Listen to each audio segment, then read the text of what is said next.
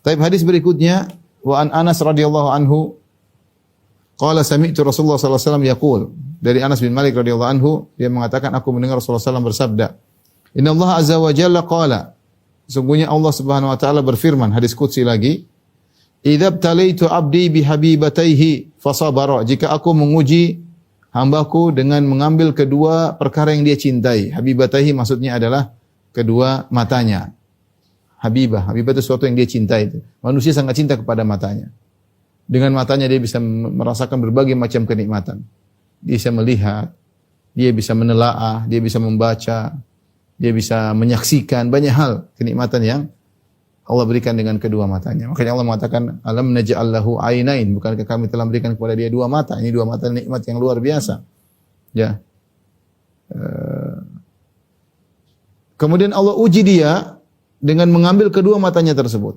Ujian sangat berat. Fasabara, kemudian dia bersabar.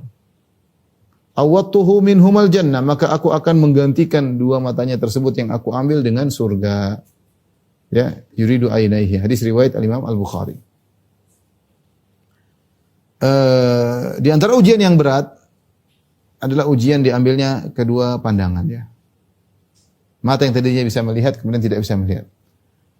Secara logika masih mending orang yang sejak awal tidak bisa melihat, dia lahir dalam kondisi buta. Artinya tidak pernah merasakan nikmat melihat. Ya. Tapi yang paling berat bagi seorang yang pernah merasakan nikmat tersebut, kemudian diambil nikmat tersebut, ini berat. Berat. Seperti seorang sebelumnya sudah bisa melihat, kemudian pada usia 20 tahun diambil matanya. Dan banyak ulama seperti itu, ya. Mereka sudah melihat, kemudian Allah ambil pandangannya. Di antaranya seperti kita ketahui adalah Syekh bin Baz rahimahullah ta'ala. Ya. Beliau bisa melihat sampai, kalau tidak salah umur 20-an, kalau saya tidak salah ingat. Allah mengambil kedua matanya. Ini ujian yang berat. Tadinya bisa melihat, kemudian tidak bisa melihat. Tapi siapa yang bersabar dengan ujian tersebut, maka Allah akan gantikan dengan surga. Demikian juga sebagian orang-orang yang kita kenal di zaman sekarang ini, ya, mengalami musibah akhirnya tidak bisa melihat lagi, ya. Tidak bisa melihat lagi, dan ini, ya, adalah ujian yang sangat sangat berat. Ikhwan dan akhwat yang dirahmati Allah Subhanahu wa taala, ya. Oleh karenanya jika seorang diuji dengan kehilangan inderanya atau kehilangan anggota tubuhnya, ya, selain mata misalnya, mungkin tangannya yang lumpuh atau kakinya yang lumpuh, yang tadinya dia bisa berjalan kemudian tiba-tiba dia tidak bisa berjalan, kena stroke dan yang lainnya, ya, dan itu banyak yang kita lihat saudara-saudara kita. Mudah-mudahan kalau dia bersabar menghadapi itu semua, maka dia termasuk dalam hadis ini, ya. Ya. Karena kita tahu yang dicintai oleh seorang bukan cuma kedua mata. Seorang mencintai kakinya, seorang mencintai tangannya, ya. Ternyata Allah jadikan dia lumpuh. Ada orang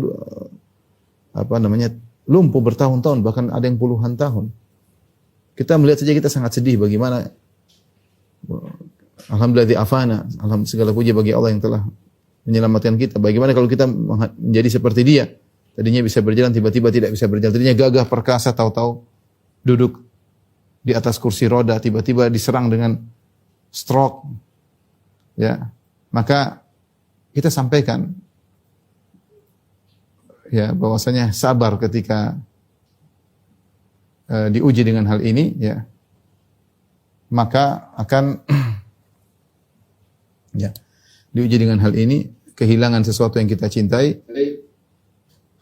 Kembali lagi ikhwan dan akhwat yang dirahmati Allah Subhanahu wa taala, bahwasanya jika seorang diuji dengan sesuatu yang dia cintai hilang dari dirinya, kedua tangannya, kedua kakinya misalnya, ya, lumpuh, ya, maka ini semua kalau dia sabar Allah akan memberikan surga baginya biidznillahi ta'ala, ya.